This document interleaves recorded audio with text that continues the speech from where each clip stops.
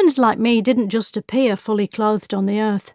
Instead, we had to evolve and invent trousers. Trousers that fitted well, but were minimal iron. Because I just don't have time to iron. We're all busy people these days with podcasts to listen to and puzzles to complete.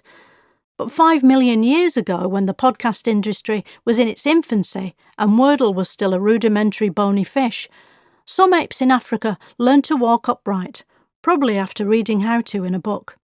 These early humans called themselves cavemen and cave women and cave person, they, them. They had cave children, formed cave families, and lived in cave houses, or caves for short. Cavemen were basically monkeys 2.0. Embarrassed they'd lost all their monkey fur, cavemen hollowed out furry animals and lived inside them, walking about disguised as their own granddads. Some cavemen were hunters, some were gatherers. The hunters hunted animals and the gatherers hunted strawberries, which was easier. Hunter-gatherer tribes would move from place to place because nobody had invented proper toilets yet, and everywhere they went stank of shit. These early humans didn't wear clothes. But even though they were naked, we never see their genitals in textbooks today. Although scientists believe they did have genitals, and even call these first humans Homo erectus, as a sort of scientist joke. These early people, who didn't know they were early, they thought they were on time, were much like us, except they were interested in stones, because this was the Stone Age.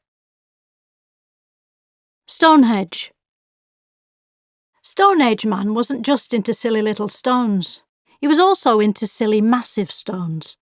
They arranged giant stones into circles for no real reason, like Stonehenge, the biggest and only tourist attraction of its day.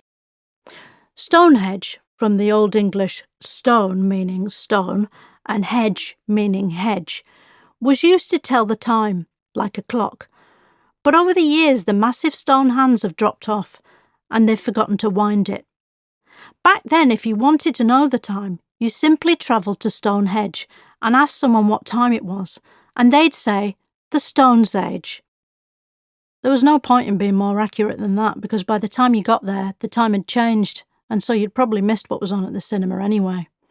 But because humans didn't invent time for another 10,000 years, and had no idea it was even taking that long, Stonehenge fell into disrepair. Cave art. As well as inventing stone things, cavemen invented two other important things we have to this day: fire, which could be used to deter animals, and art, which could be used to deter people. Fire is a sort of tame gas that can be stored in sticks, and it didn't just provide warmth, it also created light, which meant cave folk no longer had to go to sleep when the sun went off for the night. But with the iPhone still several million years away, they had to invent something to do during the long YouTube-free evenings. And so even though cavemen were just posh bears, they developed art. This art was mainly drawing around their hands and stick figures of animals, but it was the first step towards the great art of today, such as telling an AI computer you'd like to see a picture of the Last Supper, but everyone's Garfield.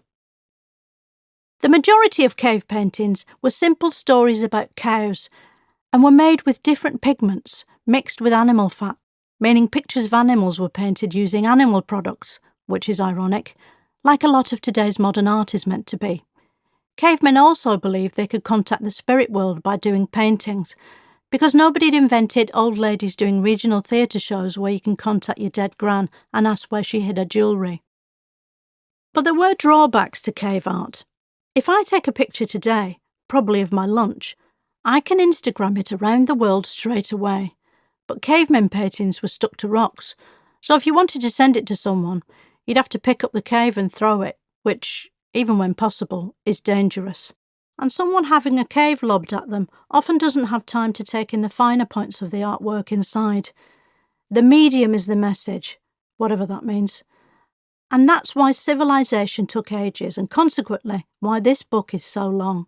What is it, page 11? And we're only on to rubbish cave paintings. To keep listening to this audiobook for free, click the link in the description. It will take you to a free Audible trial where you can listen to this and many other books for free for 30 days.